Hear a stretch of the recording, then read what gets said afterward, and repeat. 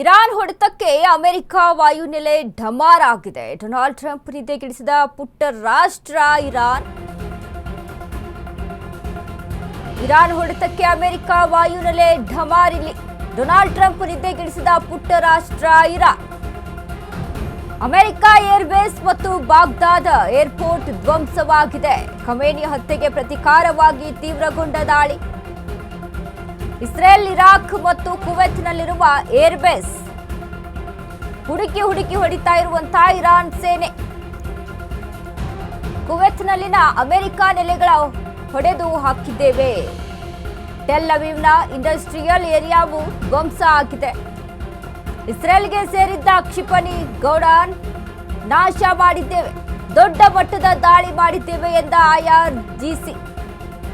Saudi Arabia ಮೇಲೆ 8ಕ್ಕೂ ಹೆಚ್ಚು drone attack ಆಗಿದೆ. ಇರಾನ್ ಮಾತ್ರವಲ್ಲ, ಹಿಜ್ಬುಲ್ಲಾದಿಂದಲೂ ಭಾರಿ ದಾಳಿ ನಡೀತಾ ಇದೆ. 10ಕ್ಕೂ ಸ್ಥಳಗಳ ಮೇಲೆ ದಾಳಿ ಮಾಡಿದ್ದೇವೆ ಎಂದ ಹಿಜ್ಬುಲ್ಲಾ. ಇರಾನ್ ಹೊಡೆತಕ್ಕೆ ಅಮೆರಿಕ ವಾಯುನೆಲೆ ಢಮಾರ್ ಆಗಿದೆ. ನೋಡಿ, ಡೊನಾಲ್ಡ್ ಟ್ರಂಪ್ ನಿದ್ದೆಗೆಡಿಸಿದೆ ಪುಟ್ಟ ರಾಷ್ಟ್ರ ಇರಾನ್. ಈಗಾಗಲೇ ಏನು ಡೊನಾಲ್ಡ್ ಟ್ರಂಪ್ ಅಂದ್ರೆ ಅಮೆರಿಕ ಇರಾನಿನ ಕಾರ್ಗ್ ಮೇಲೆ ದಾಳಿಯನ್ನು ನಡೆಸುತ್ತೋ, ಕಾರ್ಗ್ ದ್ವೀಪದ ಮೇಲೆ ಅಲ್ಲಿ ದಾಳಿಯನ್ನು ನಡೆಸುತ್ತೋ, ಅದಾದ್ಮೇಲೆ ಇರಾನ್ ಸಾಕಷ್ಟು ಮಟ್ಟಿಗೆ ದೊಡ್ಡ ಮಟ್ಟಿಗೆ ತನ್ನ ಯುದ್ಧವನ್ನ ಆರಂಭಿಸಿಕೊಂಡಿರುವಂಥದ್ದು. ಸೊ ಹೀಗಾಗಿ ಅಮೆರಿಕಾದಲ್ಲಿ ಯಾವ್ಯಾವ ವಾಯು ನೆಲೆಗಳಿದಾವೋ, ಯಾವ್ಯಾವ ಸೇನಾ ನೆಲೆಗಳಿದಾವೋ, ಇನ್ನು ಎಲ್ಲೆಲ್ಲಿ ಏರ್ ಬೇಸ್ಗಳಿದಾವೋ ಅವುಗಳನ್ನೆಲ್ಲ ಹುಡುಕಿ ಹೊಡಿತಾ ಇದೆ ಇರಾನ್. ಒಂದ್ ಕಡೆ ನೋಡಿ, ಹಿಜ್ಬುಲ್ಲಾದಿಂದನೂ ಸಹಿತ ಅಲ್ಲಿ ಅಟ್ಯಾಕ್ ಆಗ್ತಾ ಇದೆ. ಇಸ್ರೇಲ್, ಇರಾಕ್, ಟೆಲ್ ಅವೀವ್, ಹೀಗೆ ಸೌದಿ ಅರೇಬಿಯಾ ಮೇಲೂ ಕೂಡ 8ಕ್ಕೂ ಹೆಚ್ಚು ಡ್ರೋನ್ಗಳ ಅಟ್ಯಾಕ್ ಆಗಿದೆ ಅಂತೆ.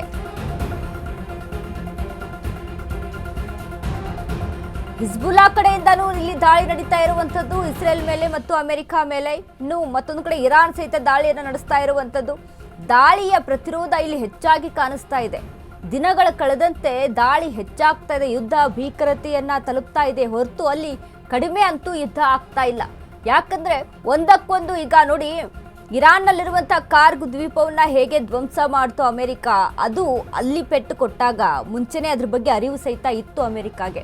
ಒಂದು ವೇಳೆ ನಾವೇನಾದ್ರೂ ಕಾರ್ಗ್ ದ್ವೀಪವನ್ನ ನಾಶ ಮಾಡಿದ್ವಿ, ಅದ್ರ ಮೇಲೆ ದಾಳಿ ನಡೆಸಿದ್ವಿ ಅಂತ ಅಂದ್ರೆ ಇರಾನ್ ಮತ್ತಷ್ಟು ದಾಳಿಯನ್ನ ಆರಂಭಿಸುತ್ತೆ ಅಂತ. ಯಾಕಂದ್ರೆ ಇರಾನ್ಗೆ ಮುಖ್ಯವಾಗಿ ಬೇಕಾದಂತ ಕಾರ್ಗ್ ದ್ವೀಪದಲ್ಲಿ ಆರ್ಥಿಕವಾಗಿ ಆ ದೇಶಕ್ಕೆ ಬಲವನ್ನ ತುಂಬುವಂತ ಶಕ್ತಿ ಇರುವಂತದ್ದು ಆ ಕಾರ್ಗ್ ದ್ವೀಪಕ್ಕೆ.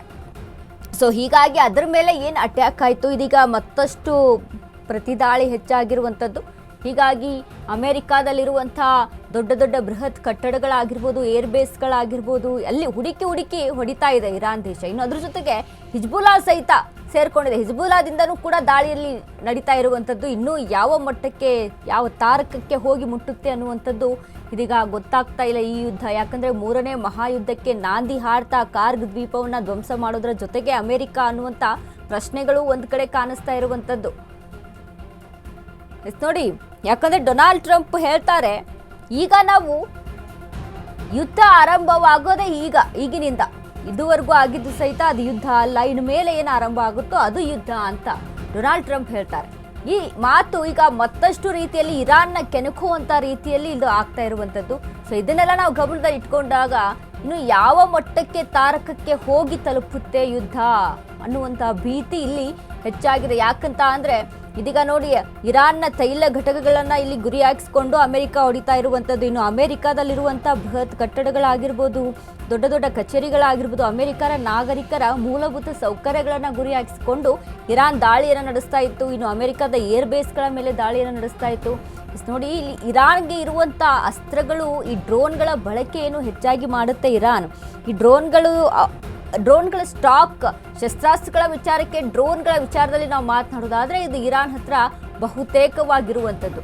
ಅಮೆರಿಕಾದಲ್ಲಿ ಕಾಸ್ಟ್ಲಿಯೆಸ್ಟ್ ಕ್ಷಿಪಣಿಗಳ ಮಿಸೈಲ್ಗಳ ದಾಳಿ ಆದರೆ ಇಲ್ಲಿ ಇರಾನ್ನಲ್ಲಿ ಒಂದು ಚೀಪ್ ಆ್ಯಂಡ್ ಬೆಸ್ಟ್ ಅಲ್ಲಿ ರೆಡಿ ಮಾಡ್ಕೊಂಡಿರುವಂಥ ಡ್ರೋನ್ಗಳನ್ನು ಅಂದರೆ ಸತತವಾಗಿ ಒಂದಿಷ್ಟು ಹೆಚ್ಚಿನ ಮಟ್ಟಿಗೆ ಬಹುಸಂಖ್ಯೆಯ ಡ್ರೋನ್ಗಳನ್ನು ಒಮ್ಮೆ ಹಾರಿಸ್ಬಿಡ್ತಾರೆ. ಸೊ ಅದರಿಂದ ಏನಾಗುತ್ತೆ, ಅಮೆರಿಕಾದಲ್ಲಿ ಬಳಸುವಂಥ ಮಿಸೈಲ್ಗಳು, ಕ್ಷಿಪಣಿಗಳು ಒಂದು ಕಾಸ್ಟ್ಲಿಯೆಸ್ಟ್, ಒಂದು 30 ಕೋಟಿ ರೇಂಜ್ಗೆ ಒಂದೊಂದು ಕ್ಷಿಪಣಿಗಳು ಅಲ್ಲಿ ಇರುತ್ತೆ. ಸೊ ಅದನ್ನೆಲ್ಲ ಅಲ್ಲಿ ಗಮನ ಇಟ್ಕೊಂಡಾಗ ಇಲ್ಲಿ ಆರ್ಥಿಕವಾಗಿ ಶಸ್ತ್ರಾಸ್ತ್ರಗಳ ವಿಚಾರಕ್ಕೆ ಅಮೆರಿಕಾಗೆ ಹೊಡೆತ ಕೊಡುತ್ತೆ ಹೊರತು ಶಸ್ತ್ರಾಸ್ತ್ರಗಳ ವಿಚಾರದಲ್ಲಿ ಇರಾನ್ಗೆ ಯಾವುದೇ ರೀತಿಯಂತ ಹೊಡೆತ ಕೊಡಲ್ಲ. ಯಾಕಂದ್ರೆ ಅದು ಚೀನಾದಿಂದ ಅಲ್ಲಿ ಖರೀದಿ ಮಾಡುವಂಥ